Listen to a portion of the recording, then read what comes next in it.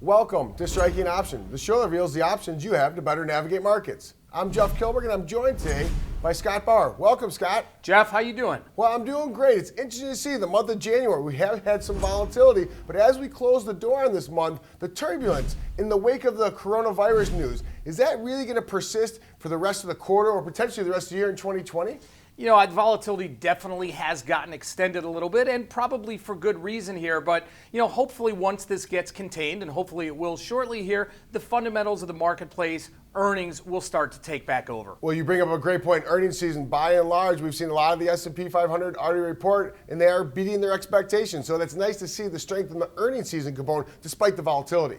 No doubt about it. And this extended volatility, though, Jeff, does give investors an opportunity maybe to collect a little extra premium. All right, great stuff. And let's get this first lightning round. You ready, pal? All right.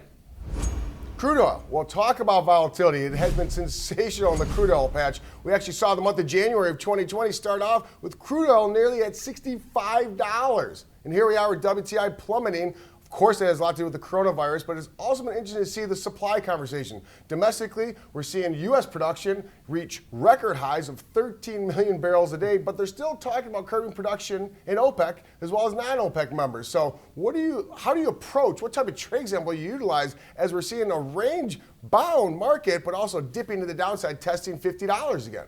Definitely on that downside, but volatility, like you said, Jeff, has exploded here. So what I'm looking to do here is sell the March monthly 51.48 put spread. The selling of this put spread allows an investor to collect $740, which, because of the increased volatility, is a higher premium level than we've typically seen. This put spread expires week 2 in February on Valentine's Day, February 14th, and the March future is the underlying future contract, trading 52.41. Yeah, that's really interesting. What we talk a lot on Striking Options, Scott, is about that volatility, that at-the-money volatility. Quite elevated in crude oil due to the fact that we have seen such a movement in the month of January. So that at-the-money volatility is at 41. That's why that premium you're able to collect on this trade example is so high and so elevated. But where does it line up? That $50, that's really been a technical support. So this trade example you're utilizing is really defining your risk, but also kind of relying a little bit on the technical side. No doubt. It is absolutely relying on that range that we've seen and takes advantage both of that range and an investor being able to collect more premium. Well, I like that, Scott. And please remember, these are trade examples, not trade recommendations. Let's move into the second lightning round, pal. All right. Earnings strength. Well, we talked about at the top of the show. We have seen significant strength. Some of the names, we're seeing a lot of different sectors. It's been a pretty mixed bag of nuts when you talk about the actual sectors, but earnings overall have been impressive.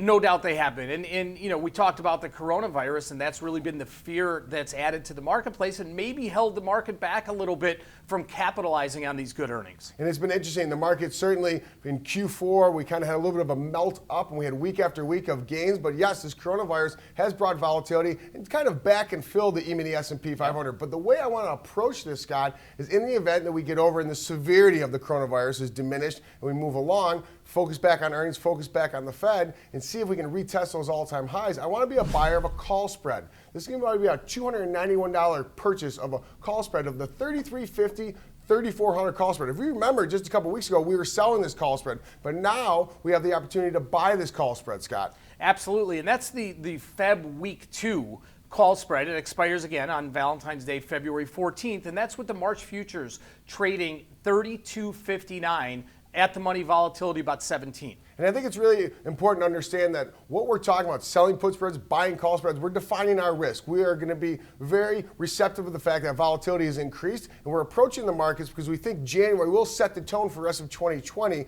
But it's interesting to see that the market seemingly has much more constructive undercurrents, despite the fact that we have been given a little bit of a curveball with the coronavirus. It really does. And the most important thing that I think you just mentioned there, Jeff, is defining risk.